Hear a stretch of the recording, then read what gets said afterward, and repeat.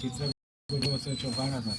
છેલ્લી તમારી કુળદેવી એની માટે એક જોડી વસ્તુ ભગવાન પર પાણી ચડાવી આપો.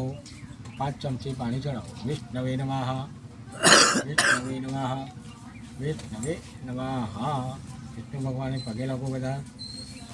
શાંતાકારમ પદ્મનાભમ સુરેશમ વિશ્વાકારમ ગગનચંદ્રસમ મેઘવર્ણમ શુભાંગમ લક્ષ્મીકાંતમ કમલનયનમ યોગ વિદ્યાનગમ્યમ વંદે વિષ્ણુવયમ સર્વલોકનાથમ.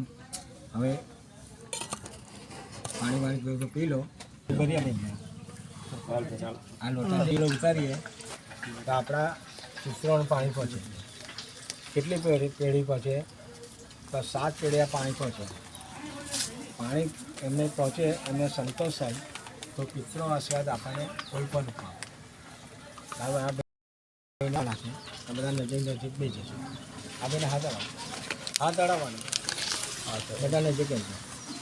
જો પહેલું જે પાણી આપણે ઉતારીશું આપણા 7 ભગવાનને પહોંચે, બરાબર. વચ્ચે જે પાણી આપશો એ ઋષિ મુનિયન પહોંચે હોમે, અને અંગૂઠા જે પાણી આપણે આલે તો આપણા પિતૃને દાને પહોંચે.